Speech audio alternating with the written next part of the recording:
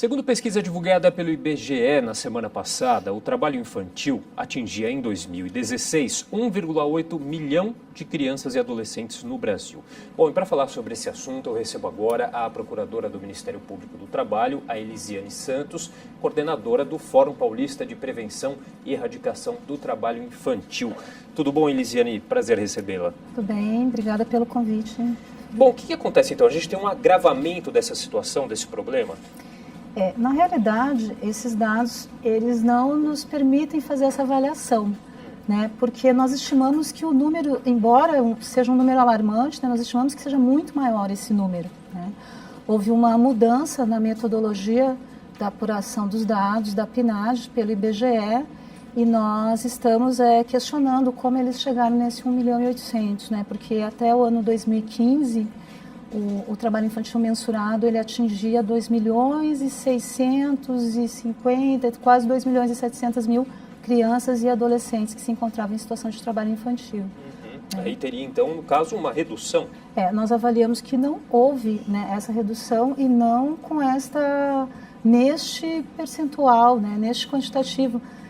Existe uma série histórica de pesquisas, né, nacionais para amostra de domicílio de 1992 até o ano 2015, antes dessa mudança na metodologia, né? Durante todo esse período, nós conseguimos uma redução gradativa aí de 9.600.000 para 2.600.000 crianças e adolescentes em situação de trabalho infantil, né? Então, esse dado é questionável. Até mesmo porque dentro desse 1.800.000, né, o IBGE afirma que 998.000 estariam em situação de trabalho infantil, propriamente dito. E as demais situações seriam situações de trabalho permitido, né? Então, assim, é impossível se chegar a esse número de 998.000. Algumas questões nós já conseguimos, né, levantar do que não aparece, né, do que está invisível nesses dados. Por exemplo, a situação de crianças e adolescentes que trabalham na produção para o próprio consumo, né? Isso não foi considerado e era considerado na metodologia anterior, né? Nós temos uma crítica a essa mudança, porque essa situação, inclusive, é uma situação que afetam crianças e adolescentes mais vulneráveis, né, que trabalham por conta da sua própria sobrevivência. Né? E isso é considerado trabalho infantil. Da alimentação, é isso? Que produzem para consumo próprio, né, seria essa situação. Essa é uma das situações mais graves de trabalho infantil, né? Isso ficou fora deste dado nesse ano. E uma outra questão também que se questiona aqui é o problema do trabalho infantil doméstico. Porque existe um dado em apartado desse 1.800.000 que foi anunciado como 20 milhões de crianças e adolescentes que realizam atividades domésticas, ou seja, a metade da população infantil entre 5 e 17 anos, né? Nesse realizam atividades domésticas, também não fica claro, dentro deste número, o que é trabalho infantil doméstico, né? E nós, ao longo de anos e décadas de atuação, né, nós sabemos que existe um trabalho infantil doméstico que acontece dentro da própria residência, né, onde as maiores afetadas são meninas adolescentes e meninas negras, né? Segundo o último estudo da PNAD, o anterior, que foi de 2015, foi possível verificar que mais de 93% do trabalho infantil doméstico ele afeta meninas e mais 70% são negras, né? E como interferir nessa questão, fiscalizar? É mais complicado? Dentro da residência, doméstico. Existe uma certa, né, limitação, mas que ela é possível de ser enfrentada, né, que é a proteção do domicílio, que a Constituição prevê, mas nada impede que os órgãos de defesa e proteção, que eles façam uma visita domiciliar, né, com o consentimento do morador, que adentre na residência. E numa situação muito grave também, de suspeita, né, de trabalho infantil doméstico, pode-se obter uma autorização judicial para ingresso na residência. Então, isso não é impossível. Uma outra questão que a gente tem aí é a relação, né, da evasão escolar, né, com o trabalho infantil. Sim, a evasão é um problema muito sério, né, e segundo o último dado, há um elemento maior de permanência, né, assim, se a gente analisar da década de 90 até hoje, né, as políticas de melhoria, né, na frequência escolar e permanência na escola e os próprios programas de transferência de renda, que são programas estratégicos também de enfrentamento do trabalho infantil, eles contribuíram para essa elevação da escolaridade, né? E a escola em turno integral é uma das estratégias nacionais, também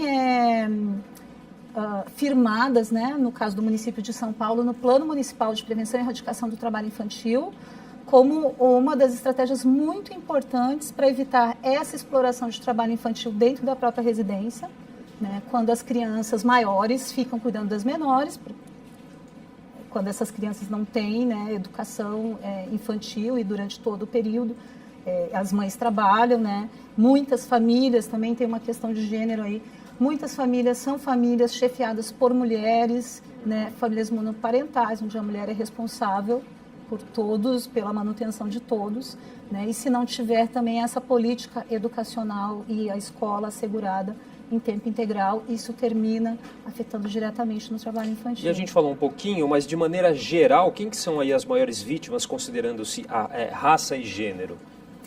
Então, essa PNAD com a nova metodologia, né, do ponto de vista qualitativo mesmo, ela faz um recorte e mostra que mais 60% são meninos, né, e são meninos negros.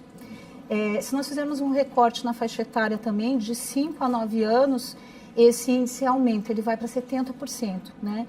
E uma outra situação que nós entendemos que não aparece nos números da PNAD, que é uma situação muito grave, que é o problema do trabalho infantil nas ruas, né? Ele é a partir de censos, de pesquisas censitárias que foram realizadas no município de São Paulo no ano de 2006 e em âmbito nacional no ano de 2011, se observa que mais de 70% do trabalho infantil nas ruas é realizado por meninos e meninos negros. O que seria o trabalho infantil nas ruas? Trabalho infantil nas ruas em diversas formas, né? Os meninos que a gente vê no sinal vendendo bala ou outros produtos, os meninos que fazem malabares, engraxates, né? Venda de flores também tem acontecido, catadores de materiais recicláveis, né? Isso, a gente até tem encontrado menos crianças e adolescentes nessa atividade, mas também é uma atividade presente.